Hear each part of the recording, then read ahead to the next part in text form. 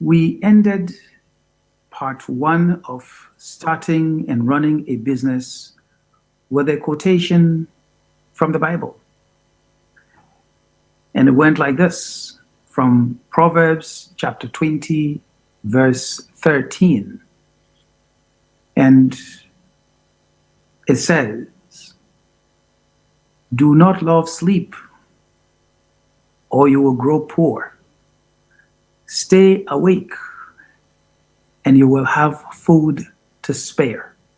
That's from Proverbs chapter 20, verse 13. And I offer that again to those, whether you have an entrepreneurial spirit to be working in an organization at whatever level, or you have started or want to start your own business and you're running it, it is helpful advice from the Bible. But then, yes, we ended part one like that. But we're going to begin part two also by going inside the Bible.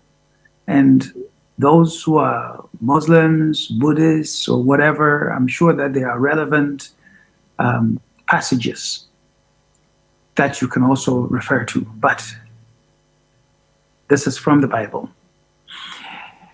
And Mark chapter 8, verse 36, that says, "A good name is to be chosen rather than great riches, and favor is better than silver or gold." So you start your own business, you're running your own business, you manage someone else's business.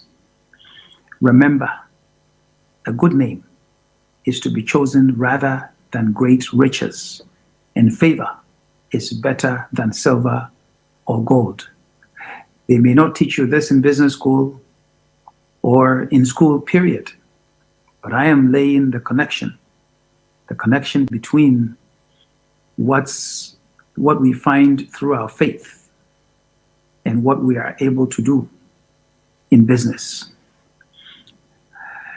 And then Colossians chapter 3, verse 23 also asks, "For what does it profit a man to gain the whole world and forfeit his soul?" You know, quite often we hear stories about a man, about a woman. They could be an entertainer, could be a musician. They could be a very well-regarded professional, CEO of a company, local, multinational.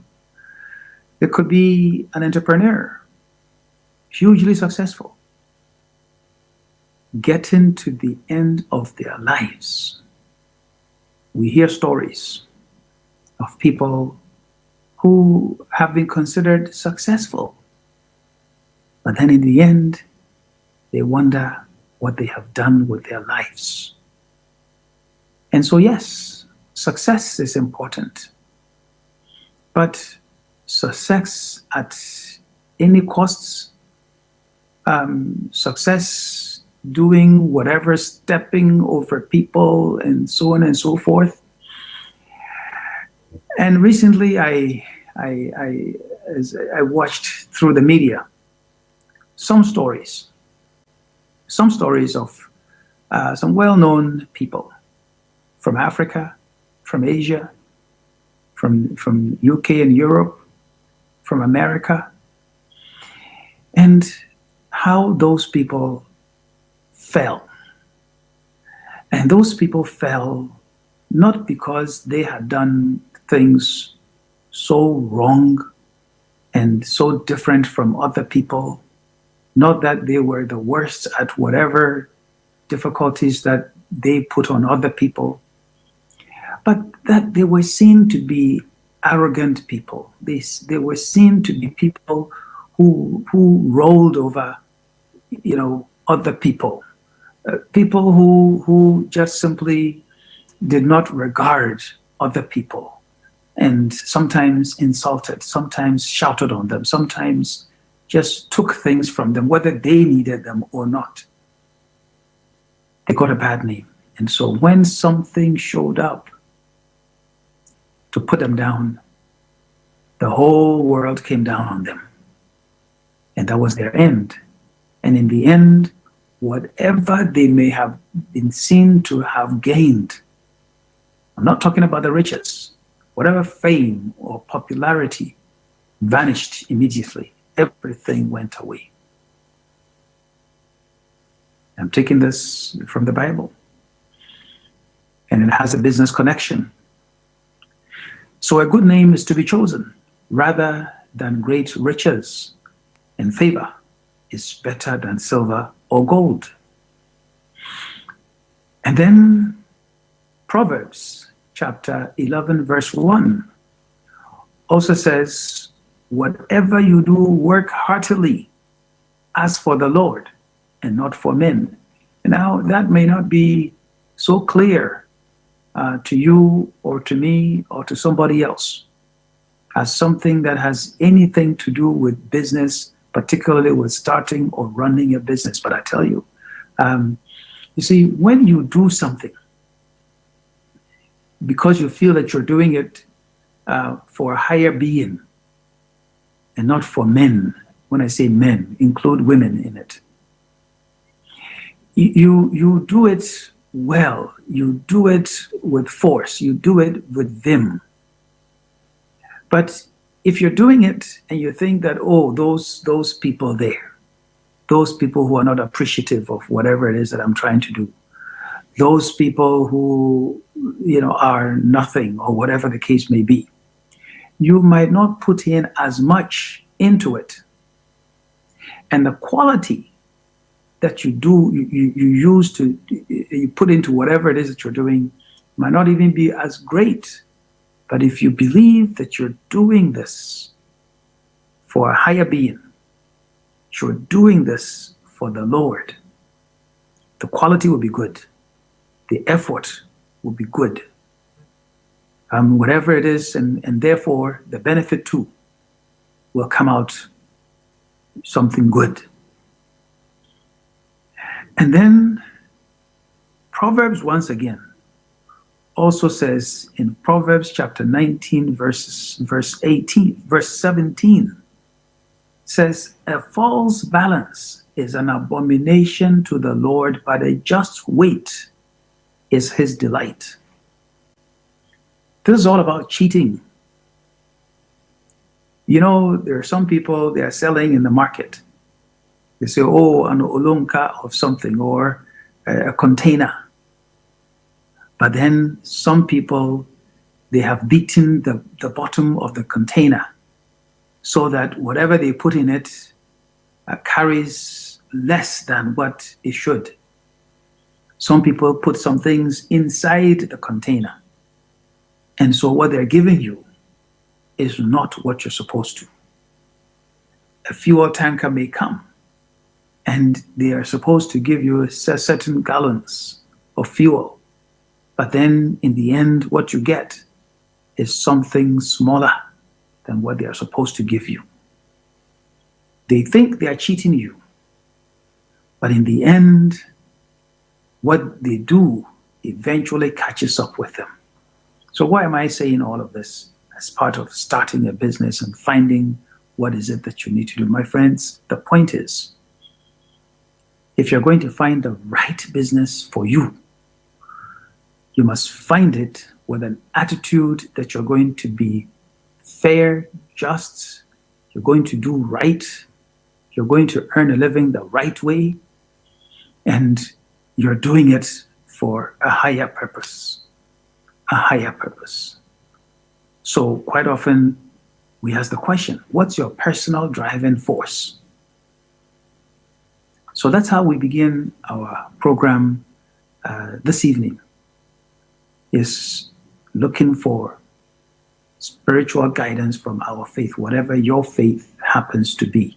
Mine is Christianity, and I've given you references of what should be a guide and what can help you choose, maintain, retain, manage whatever it is that you choose to do. You can run a business, you can be an employee, you can thrive and be hugely successful. I gave you some examples, including Mr. Ishmael Yamson in Ghana, including the former CEO of General Electric, or GE, in the US, Mr. Jack Welch, and so on and so forth. So I gave you some examples. And I also said to you that I worked for 15 years and rose up to the highest level in my organization, which was an accounting and a public accounting and management consulting firm, to become a partner before I got into starting businesses that people can now see. So you don't have to go there before you can consider yourself successful. And then we also said, you're going to start a business, remember that businesses fail, and that depending on who you talk to or whose reference you take, 1/3 of all new businesses, some say 70, 80% of all new businesses in the first 2 years fail. So failure is something you must consider if you want to start a business. And because failure is there, you must be dedicated to whatever it is that you're starting, so that when the problems come, when the challenges show up, you are able to find solutions and overcome them. It's an important matter. And then I also gave you some examples of some people who we now see today as being hugely successful, but who had failures along the way, or even some of the first things that they started, like Aki Morita, the man many people, everybody knows as the founder of Sony. The first thing he started, there was a rice cooker that he developed, and that rice cooker, they said, always burnt the rice, so he couldn't. It was a failure. It wouldn't work, but he persisted for so many times until he came on the electronic side with the Sony television and other things, and now we see him as having been successful. And indeed, Bill Gates, the billion dollar Bill Gates, well, he wasn't so successful at the beginning. He started a software technology company that would use traffic data to do so many different things, and it failed. So his first venture was not Microsoft, and he failed together with Mr. Paul Allen, his partner. Both of them together failed, but they also persisted and started something new. Oprah Winfrey, who many people know all over the world. Well, in her case, it wasn't a business that she started, but the job, a very public job that he was in as a news anchor, that she was a presenter on television, and was fired, was dismissed, lost that job because they said she was too emotional. Well, she took her emotions away and translated those emotions into the Oprah Winfrey Show. And we all now know how successful she has become. So failure is something that we need to consider, that it happens. But I say to people, yes, failure happens, but don't make failure a habit, because you make failure a habit, well, your life does not go well for you. That is what we talked about, part one. So now we're going to move into part two and talk about, how do you know which business to start with if you decide that that is what you want to do. Peter from Dunkwa Northing, in the central region, says, well, he's adding a lot more to his business ideas, and he would like to keep in touch and see what else that he can gain from all these things that we're talking about. Well, let's entrepreneurship. Many people have been talking about entrepreneurship. So straight away, many people will ask you, so you want to start a business? Well, let's go back to the definition of who an entrepreneur is. Somebody says an entrepreneur is someone who organizes an operation to translate an idea into a marketable product or service in order to gain a financial return. Another person says an entrepreneur is a person who organizes and operates a business or businesses, taking on greater than normal financial risk in order to do so. Now, if you take from these two definitions, it's, you're going to take a financial risk. They talk about greater than normal financial risk. If you move from one business to another in terms of employment, yes, you take a risk, but that risk is not as great as deciding, let's suppose you are working today somewhere and you decide that I'm not going to work for anybody any longer. I'm going to start my own business. Well, what happens? The risk becomes greater because you're going to stop receiving a paycheck. You're now going to have to go and sell something in order to receive money so that you can feed yourself. So it's a whole different matter. Okay, jumping from one job to another, or jumping from a job to starting a business, or even deciding I'm not going to go work for anybody at all. I will start my own business. So the financial risk is greater there. But also the second one, that the definition that I talked about, which I like, is the one who says that it's a person who invests money in and organizes an operation to translate an idea. Now, when you say to translate an idea, well, you must have an idea of what you want to do. You can't just be walking around and saying, well, I want to start a business, but I don't know what business I want to go into. So I'm going to drive around Accra or Cape Coast or Kumasi or throughout Ghana or maybe throughout Africa, or maybe travel to Dubai or travel to America or someone, and maybe an idea will hit me. Well, ideas don't hit you like that.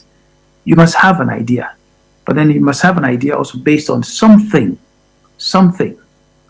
So we'll get to talking a bit more about that. So it's translating an idea into a product or service that is marketable. Remember the word marketable, because yes, you may have an idea, but if that idea is not marketable, if there are not people who are there looking potentially for that product or service, well, it doesn't work. And then you must be willing to brand it, sell it, put it out there, because you may have the best product, but if nobody knows about it, well, it doesn't do anybody any good.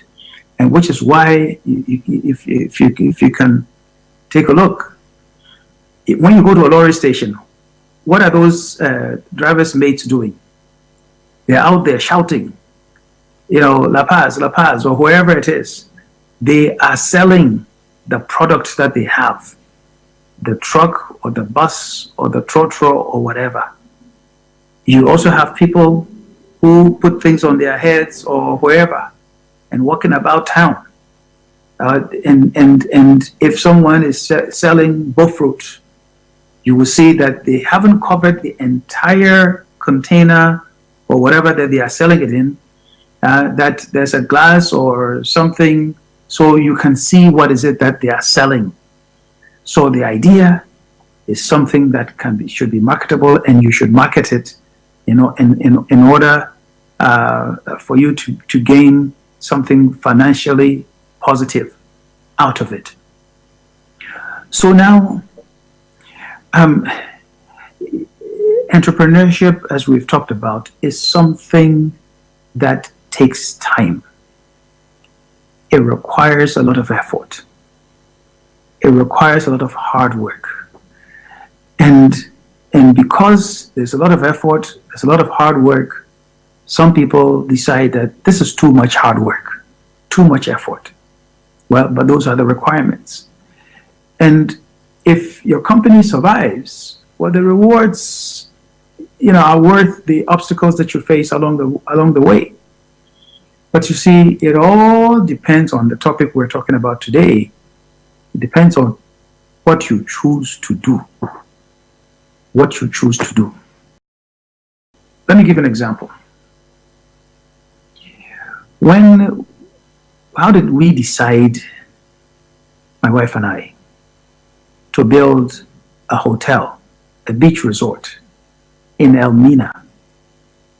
Elmina, not in Accra, not in Tema, not in Takoradi, not anywhere else, but in Elmina. And I will tell you that many people who we told that we're going to build a beach resort in Elmina to said, why?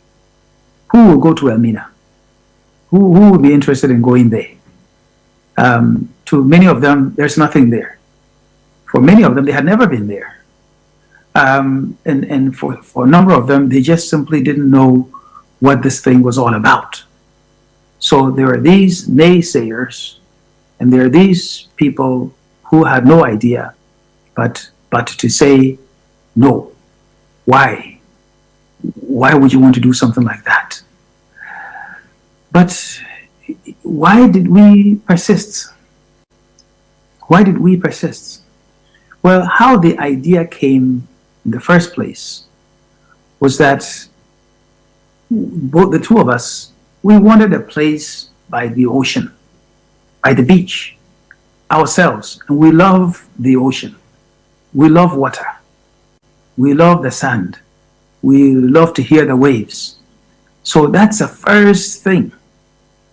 That if you're going to start something, it helps if it is in some area or if it is connected to something that you yourself, you like or you love.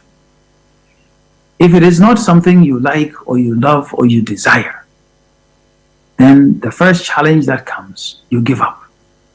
Or let's say the first people who told us, why Elmina? We would have said, maybe let's look for something around Accra, Tema, some place where there are many people.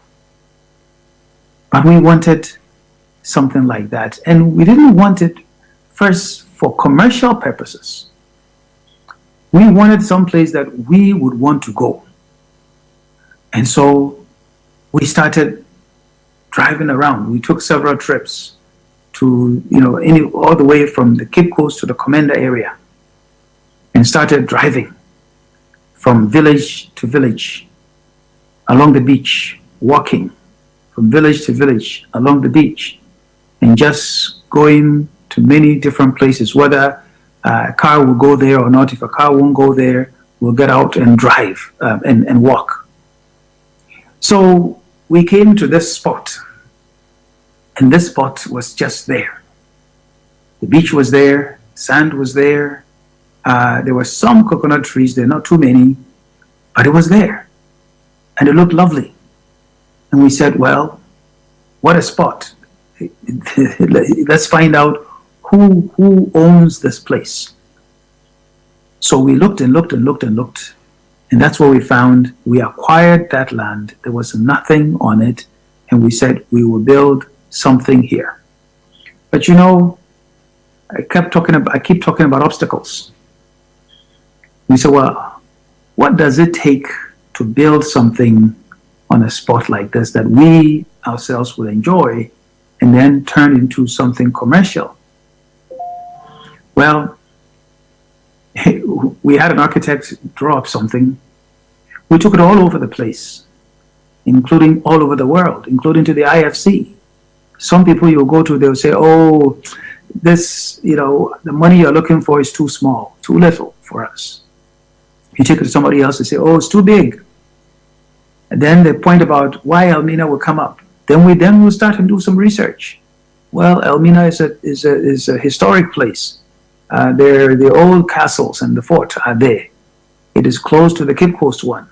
There are so many other things around the area. So we started selling it to ourselves so we could buy into the idea. But then even when we decided that nobody's going to give us the money, but let us build one small unit there by the beach. And so we can just go there and just enjoy the environment, clean up a little bit of the environment. What did we encounter? Well, we did not know that same very spot was where the district assembly at that time, that is where they went to dispose of the human wastes from the Elmina area. Straight right there.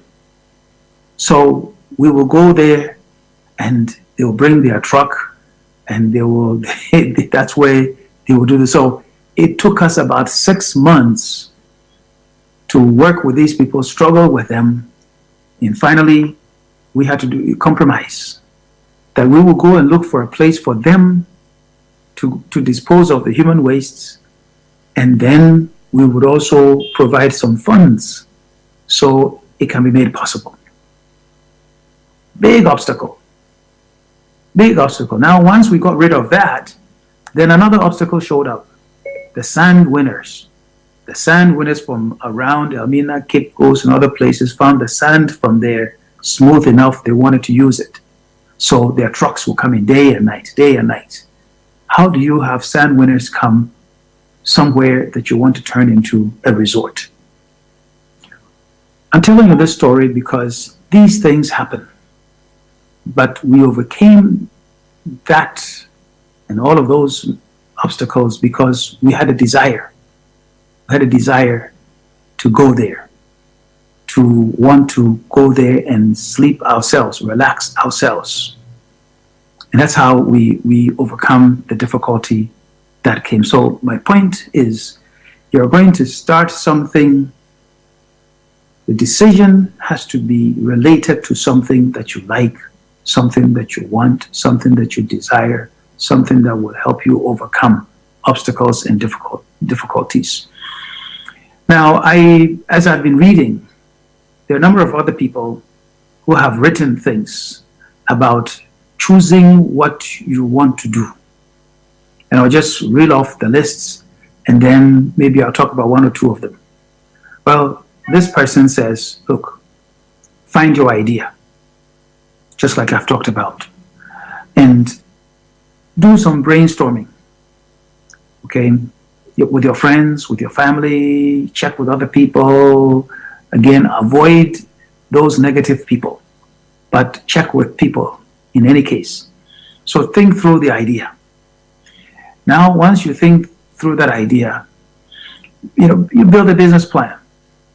Now, when people think of a business plan, many people think about a huge, voluminous thing.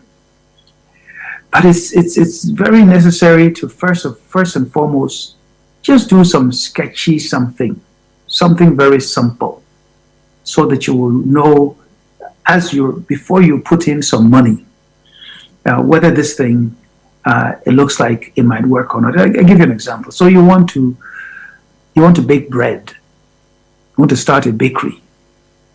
Well, you want to find out, where do I get the flour? Where do I get the yeasts? Where do I get the water? Where do I get whatever it is? Where would I go and get the dough mixed? Who is going to help me form the bread into whatever shapes that I want? Where do I get an oven? And then how do I sell this? Where do I want to go and sell this? Just in my village, in my town, or do I want to make it something big? All of these things, they come with costs. They come with who you need, equipment that you need, whatever it is. So you must Figure these things out. Think through them. Okay? Think through them. And then once you've thought through, you will know. You will know how much money this thing is going to take. Now, you may decide that you don't want to be in the bakery business, but you want to be in the selling of the bread business, which takes less money to start. And if you're just going to sell the bread, and that's you being a marketing and selling person, that's also a business. So you find out, well, okay, you take a look at your pocket. Well, how much money do I need? Maybe I've got 100 Ghana cedis. 100 Ghana cedis, I'd be able to buy 50 loaves of bread, 100 loaves of bread, 200 loaves of bread. So you look at how much you can afford to invest into the business and know how you're going to be able to carry it through. What if you buy 100 loaves of bread and you can't sell 50 of them? What do you do? And so on and so on. So you need to do that sort of analysis. Now, once you decide that you want to get into it, there are certain things that many people don't do that I want to say to you. You have to register the business, either with the district assembly or to register general if it's something that is going to become something bigger enough. If it is something that needs technology, when I say technology, you have to decide what technology. Sometimes the technology you need is just as simple as a telephone, as a cell phone. And that's also a piece of technology. But you have to decide all of these things. And then many people don't think about an insurance policy. Well, you need to figure if it's a taxi, insurance comes in. If it's a bakery, insurance must come in. Whatever the business is, you must think about insurance, and at the very least, life insurance. Because you're starting your own business, something happens to you, what then? Does everything go away? You buy insurance, and insurance can help you. And if it is something that you want some other people to work in with you, well, you talk to people to see whether somebody can become your partner. Then you get going. But to get going, you have to figure how you are going to advertise your product and then move your business along. Now, all these things that I have said to you, it may take just one day to do all of this. It may take a month. It may take 6 months, depending on the size and extent of the business that you want to get involved in. Okay. But now, let me also make some suggestions to you. Remember, I talked about a market. You may have a brilliant idea, but if the market is not there, for example, you might get up and find a nice Ferrari, big, nice, fancy car, and say, well, I've been around the world, and those vehicles, they sell like hotcakes. Well, if you bring a Ferrari business to a country like Ghana, or a country like Liberia, or Sierra Leone, or Uganda, how many people will be able to afford the price of a Ferrari? So you look at the market, the size of the market, and decide what you want to do. On the other hand, if you want to be a cocoa seller, every day people they buy cocoa, they buy wachi. But then, if it also depends on where you are. If you live in an area where there are 20 other people selling cocoa, why become the 21st one? Unless you have something special that you think is going to be better than the other 20 people, but then that's a bigger obstacle, bigger hurdle than if you were somewhere else where perhaps there's nobody selling cocoa, or there's only maybe 1 or 2 people, and there are people there. And there's always a long line, and some people go away without the cocoa that they want. So you must study the market no matter what it is. Or these days, there's somebody says, well, I've seen this star 712 hash GN mobile money product. I want to become an agent. Well, you want to become an agent, you have to determine how much money that you need and where you're going to do this. And then, is there a market? Do I see that many people are looking to do mobile money? So whatever it is, whatever the idea is, it must be something that has a market. And these days, the things that have technology associated with them, simple technology, like mobile banking, mobile money, money transfer, they are areas worth considering. But anything to do with food, is something I would suggest for people to consider. You see, many people, we don't think that in Ghana there is fast food business.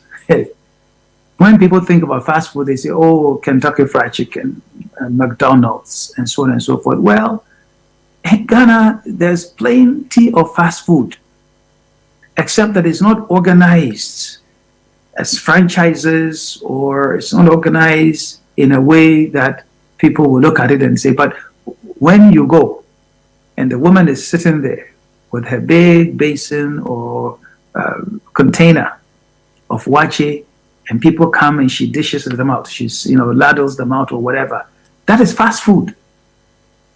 The point is, how do you do the fast food business that is hygienic enough, that is tasty enough, and that is in a certain corner or somewhere that many people will be able to buy? So it is important that you do this. But I also want to talk about the motivation. You see, you may have the right idea. There might be even the right product or the right service. But why? What is your motivation for starting that business? Is it because you are hungry? Just because you are hungry alone will not get you the right thing to do. Is it because you just have nothing else to do? Well, if you have nothing else to do, again, it's not the sort of motivation that will get you to do something that will be worthwhile. Is it because someone else has done it? Someone else has done it and is making money? Yes, you can look at it, but we don't just do something just because someone else is doing it, because we don't know what has made that person successful. You must do, like I said earlier on, take the idea, investigate the idea, talk to other people, look at what it would take, find a market, and so on and so forth. Don't just go and get it done. And then, is it that you just want to do something to make money? Making money alone, it doesn't cut it. It doesn't cut it. Again, do you like the idea? Would you want to be in that business? I'll give you another example, an example of failure. I started a business a long time ago, in the 1980s. And you know what the business was called? The business was called NDC. Was called the Nduom Development Corporation. We're registered in Ghana. Way back there in the early 1980s. It's called NDC. I still have some business cards and letterheads. Well, part of the business was trading in medical supplies. I was in the US, the business was in Ghana. Then I also did some agri-business, rearing some animals. And interestingly enough, I don't eat pork, but we were doing piggery. All of those businesses failed. Why did they fail? I was in the US, the businesses were in Ghana. Those who were supposed to be managing those businesses for me had different motivations, had different needs. And I thought, oh, I knew them. They certainly couldn't mess around with my business, and so on and so forth. And what I'm saying to you is that yes, you can start a business. It may even be the right thing and people may know what to do. But who is going to run that business? And for most businesses that you start up, you must be there. You must be physically present. You must be physically present in the company to make it work. Some people, well, they are working for somebody else. But at the same time, they have started another business and are doing something sometimes related to it, sometimes even in direct competition, other times something very different. The point is, we are human beings. There's 24 hours in a day, 7 days in a week. And so how are you going to divide your attention? Who are you going to cheat? The person you are working for or the business that you are starting?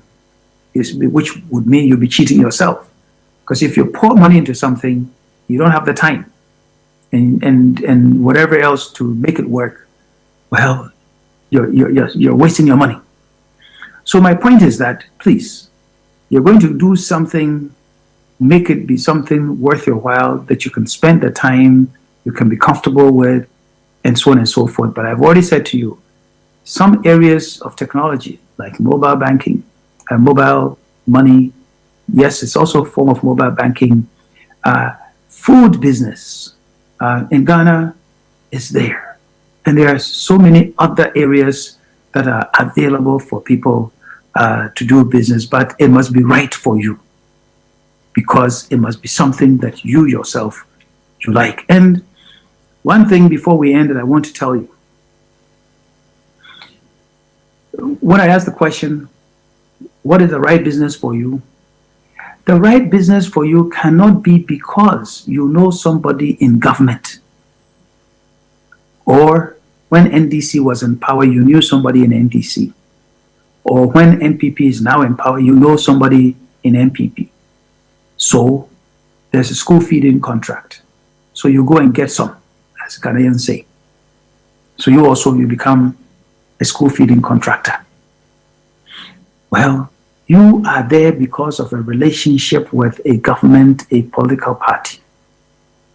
What happens when that political party goes out of power? So that your selling ability, your market is dependent upon a relationship that may not be long-term. As opposed to, if you're doing something with the marketplace and it doesn't rely on somebody being in power, please think about that. There are people who have gone into supply of fuel, supply of clothes to security personnel, or shoes for security personnel, or as in the case of school feeding, or so many of the other things. Before you decide to start a business based on those relationships, think long and hard about what if that relationship is broken. What would you do? What would you do? And that is where I want to end part 2 of our discussion on starting and running a business. What have I told you? What I've said is that find a reasoning for your being in the business. And I want to end by also saying, have an idea you like, something that meets your own personal requirements. Don't do something because other people are doing it, but also make sure that you've got a good foundation. And I believe in a good spiritual foundation. And that you do it not because of some people that you may not like, but do it because of a higher calling, a higher being. I have said, don't rely on a relationship with the government or a political party, and so on and so forth. And once again, like we said in part 1, know that there are obstacles that you may face. But I always like to refer to some people that we all know internationally. There is this man that many people know, Warren Buffett. This man has billions and billions and billions of money, Now, it's not about his billions that I'm interested in. It's about his personal story, that early in his childhood, he read a book at the age of 7 called 1,000 Ways to Make $1,000. That book encouraged him, motivated him, that his first business venture was selling chewing gum, Coca-Cola bottles. After people have drank them, he collected them, sold the bottles. And weekly magazines, and sold weekly magazines from door to door. And he collected just enough money in order for him to have a little bit of money without a lot of risk. But most importantly, he learned the art of starting a business. The next time I'll tell you another story about John Rockefeller and some other people. So thank you for spending your time with me today. The next time we'll cover another part of starting and running a business.